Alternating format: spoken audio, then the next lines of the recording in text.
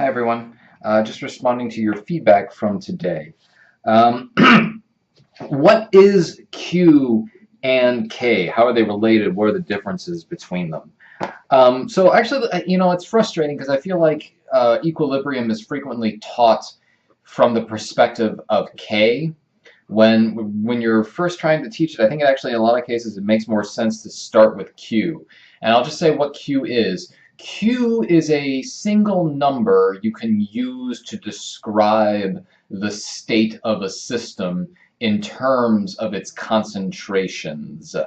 I say concentrations plural because there are different reactants and products. Each one of them has their own concentration. The Q, which we call the reaction quotient, is a way of quantifying, lumping all of those concentrations into a single number. And that number basically tells you at a given time, is the reaction somewhat skewed towards products, or is it skewed more towards reactants? Are there a higher concentration of reactants than there are products, and if so, by how much? So we calculate the reaction quotient as the concentration of products over reactants, and that's how we calculate the reaction quotient. And again, the reaction quotient, its value just generally describes the current state of a reaction system. And K is a particular special value that Q has when the system is at equilibrium. So I will say, then if you're at equilibrium, then this ratio has a particular value which we call the equilibrium constant. So to some extent, we will frequently use Q and the value of Q to decide whether a reaction is skewed towards the left, skewed towards the right, how far away the reaction system is from equilibrium, whether it's at equilibrium or not. And along those lines, I got another comment was made. I was unsure at first how to determine which direction the reactant shifted, but it was cleared up by Q, and I like the way you expressed this, where I had my different criteria for Q, predicting whether it shifts left or right. I had them sort of on separate lines. I like the way you did it, which is this, that Q less than K less than Q, which I admit is a little weird, but bear with me. If Q is less than K, the way you wrote this is skewed towards products. If Q is greater than K, then you shift towards reactants. And I'll add one little bit here, which is in the event of an equality, if Q is equal to K, then you're already at equilibrium. And I like this way because it yet again emphasizes we use Q, the value of Q, primarily to decide whether a reaction is at equilibrium or not. So in this sense, it sort of sets this up like a number line, that K is this particular value the system is always trying to approach. And that's exactly what it is. K is a particular value of the reaction quotient that is preferred in some way for a particular reaction. If you're less than that, then you tend to increase the amount of products to get back to that value. If you're more than that, then you increase the amount of reactants to get back to the equilibrium constant value. With the reaction equation 2NO2 to N2O4, why does the reaction shift right when compressed as opposed to being unchanged? So this was the reaction 2NO2 going to N2O4. And the question was, how does it shift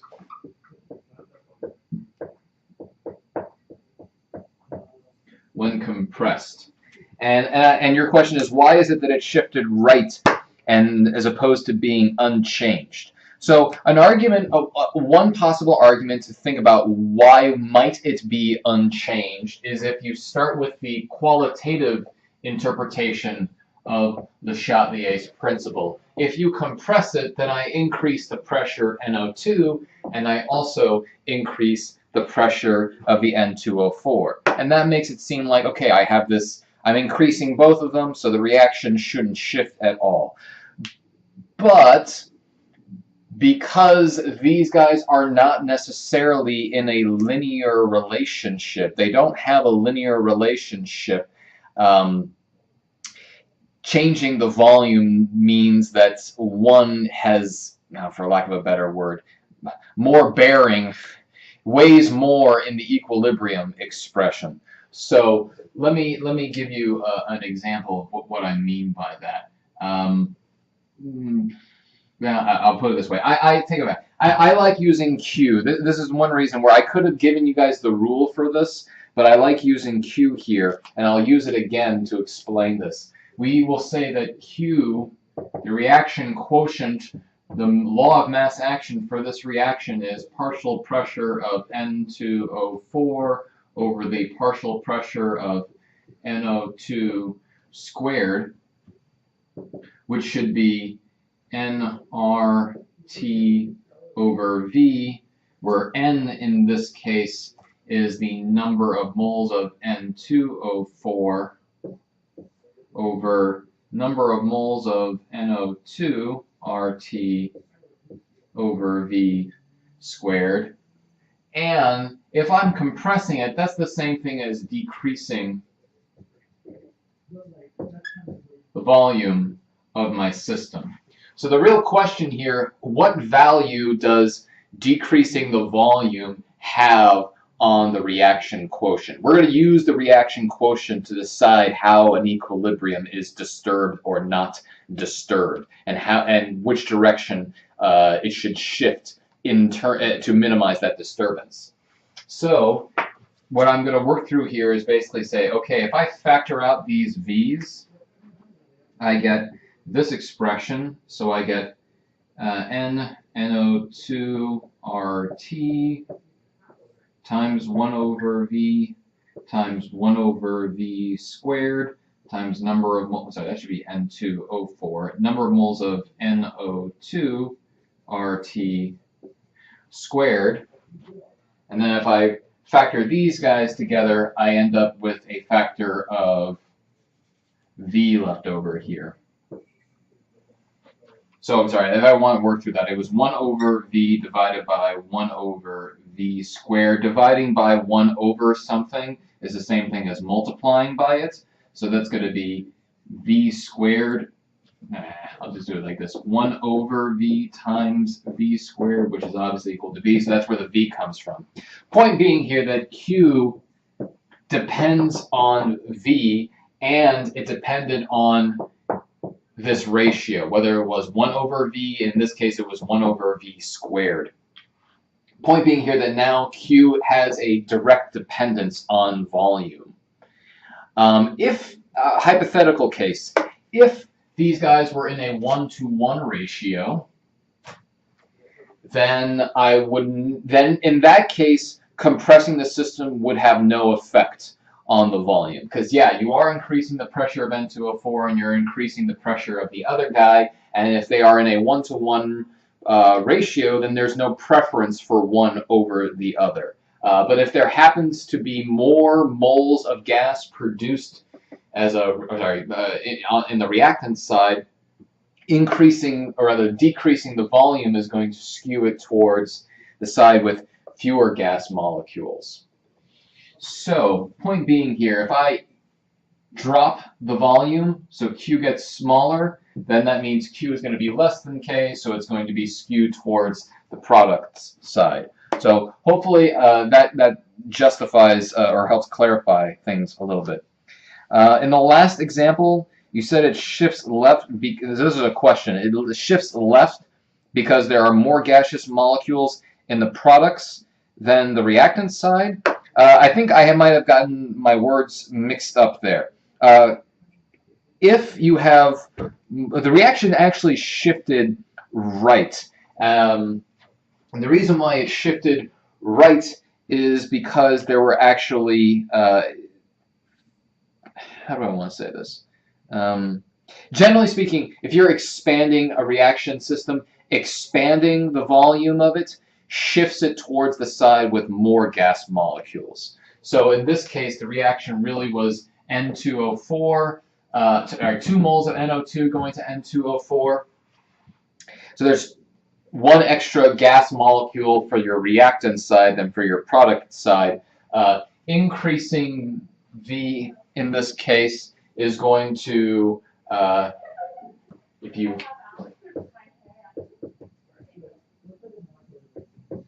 increase V, that's going to have the net result of increasing the reaction quotient, which means, actually, did I get that backwards?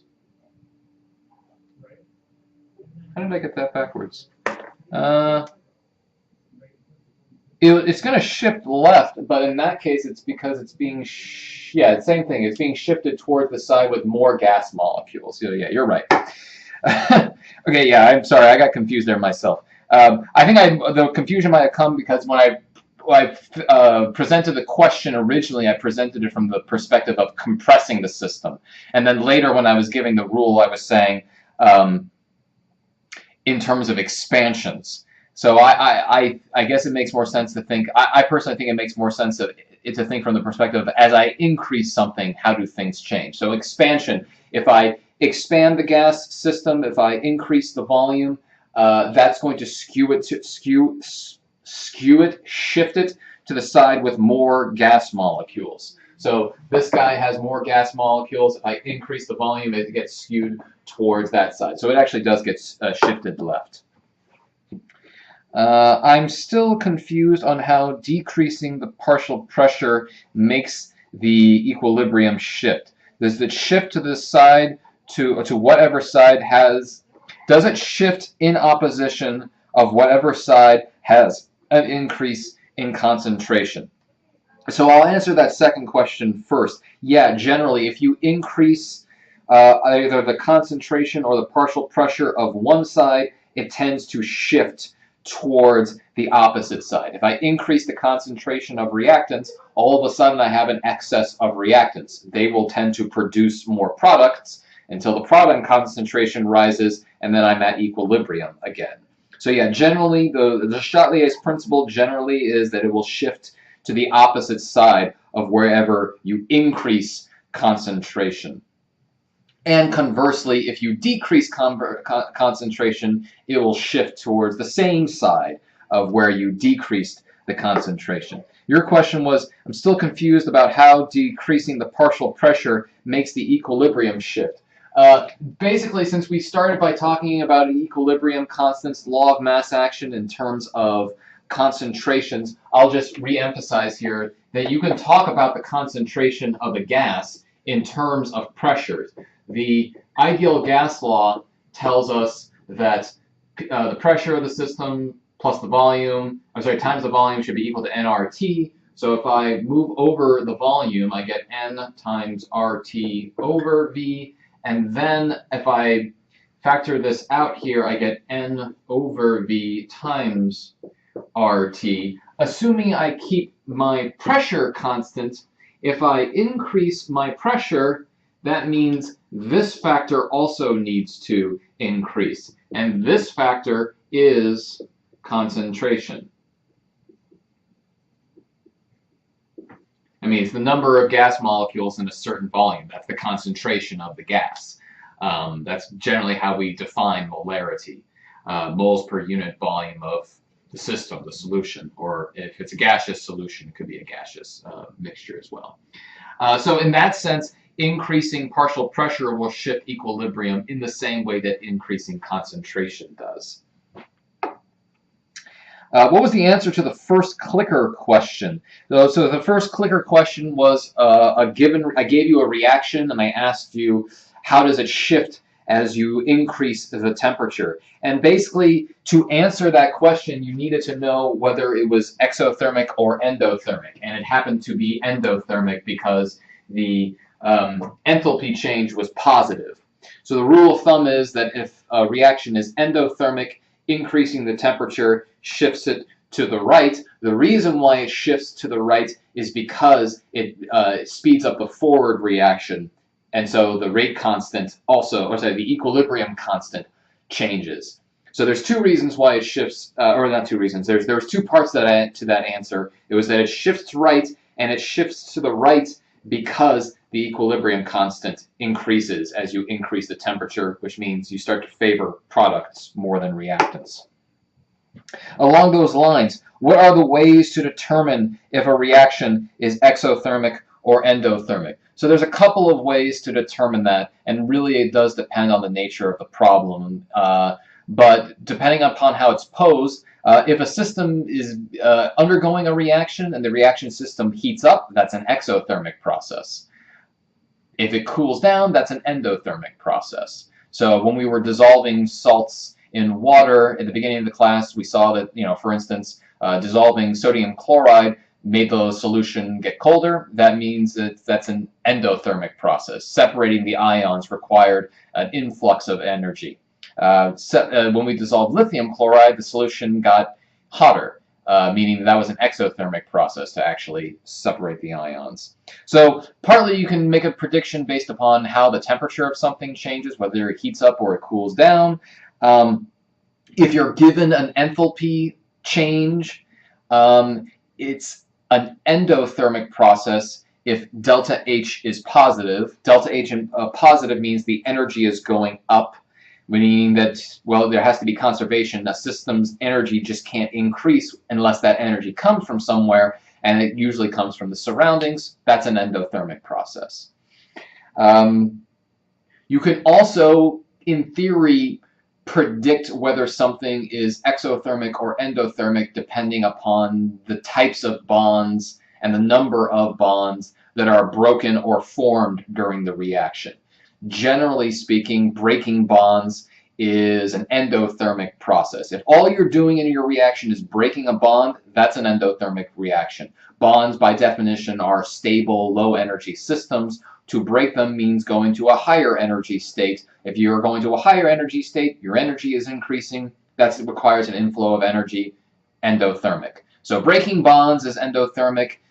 Forming bonds should be exothermic. So I gave an example today, and I talked about it in lecture, which was that reaction, N2NO2,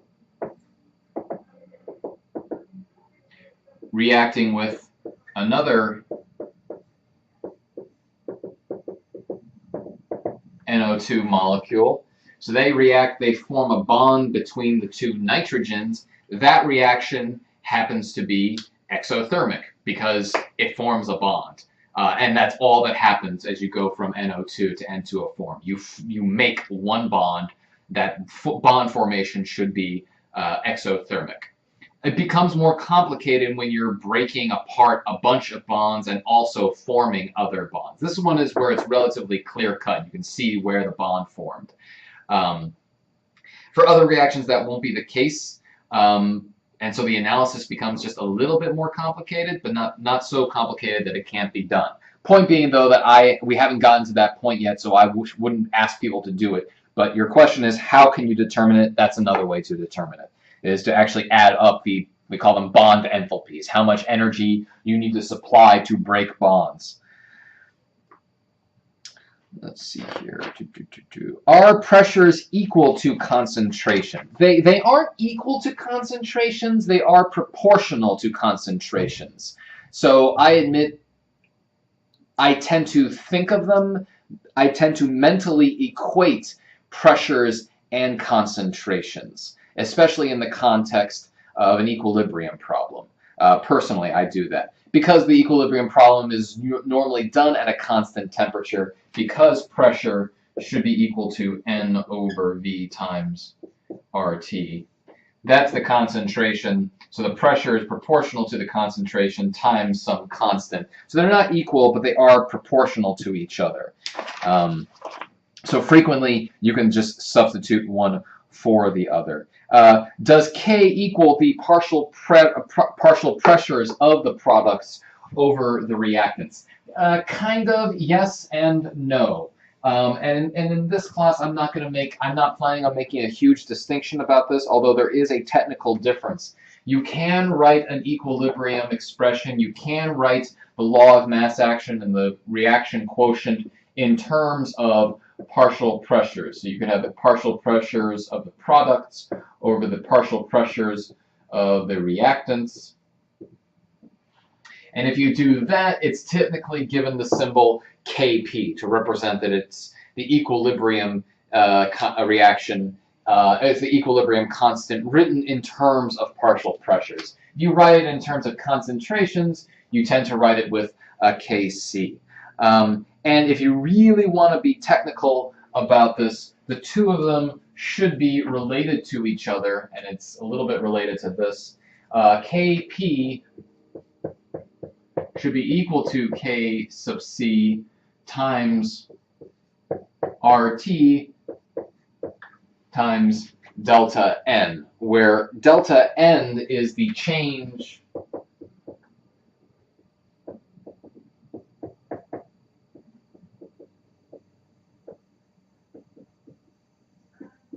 actually, I'll say change in number of moles of gas.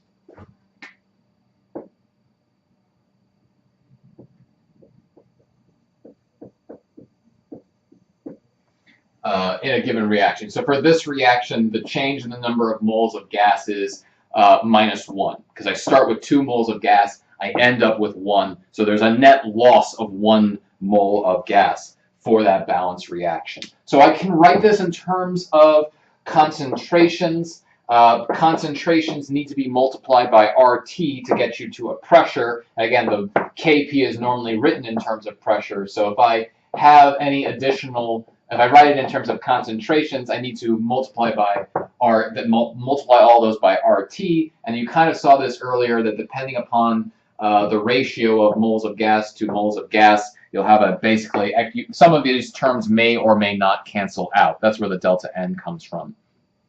Short answer, it really shouldn't, this is a little bit more detail than I plan on assessing people on or going into. And usually it doesn't matter as long as you keep your concentrations and your equilibrium concentrations and your partial pressures in the proper units, which are atmospheres and molar. So that should be okay. If a reaction goes forward with a, okay, I like this question. If a reaction goes forward with a large number of molecules separating, wouldn't raising the temperature increase, or wouldn't increasing the temperature cause the products to collide more and become more reactants, and thus shifting it to the left? So let me work through this. So let's say I had a reaction like this, where I'm heating up glucose and causing it, I want to do glucose, I'll do sucrose instead, it doesn't matter. And I heat this up until it breaks up into a large, breaks up into its separate atoms.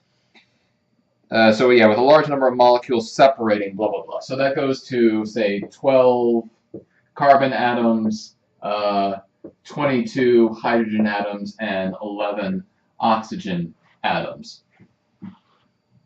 So I can imagine a reverse process where all those atoms collide together and make the glucose, or the sucrose again. So your question is, wouldn't raising the temperature increase the number of collisions, which would increase the reverse rate and cause the reaction to shift to the left? It would increase the rate of the reverse reaction. That's true. Increasing temperature increases the rate of all reactions. But it's going to increase the rate of the forward reaction more so than the rate of the reverse reaction. In this particular case, because of how you've described the problem, if something is breaking into other pieces, that means that it's you're breaking bonds. That's going to be an endothermic process. So if I write a reaction profile for an endothermic process, so I have a higher energy than I started with.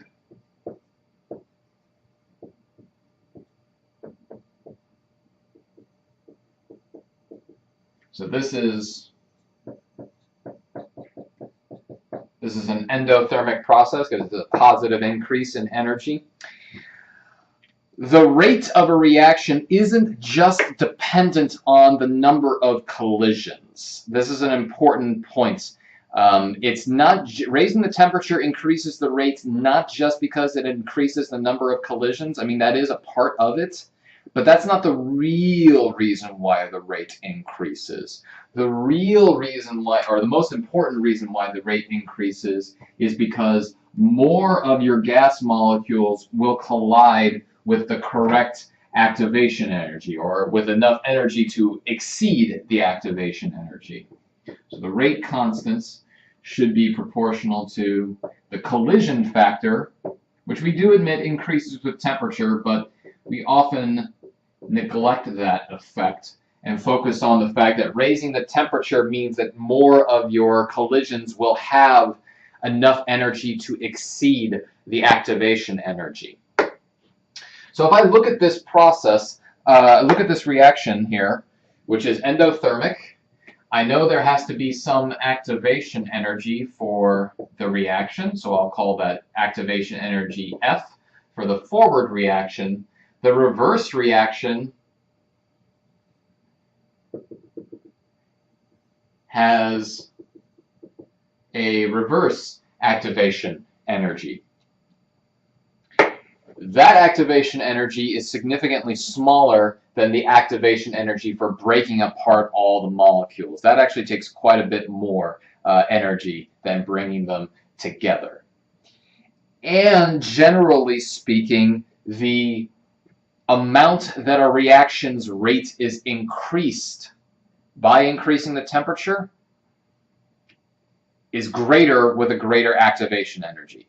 If raising the temperature is going to increase both the forward rate and the backwards rate, but in this case it raises the forward rate more so because the forward rate has that higher activation energy and that had a very, very steep requirement. And raising the temperature means that, yeah, a larger fraction of your molecules will have enough energy to overcome that activation barrier and that energy barrier, and that is what leads to an increase in the forward rate reaction.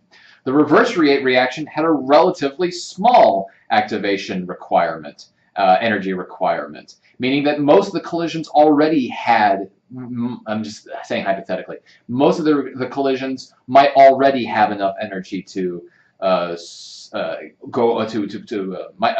enough energy to satisfy the activation energy barrier.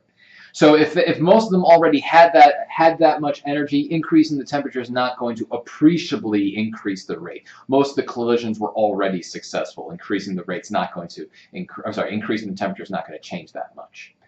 But if you had a very steep energy requirement, raising the temperature would raise your rate appreciably so.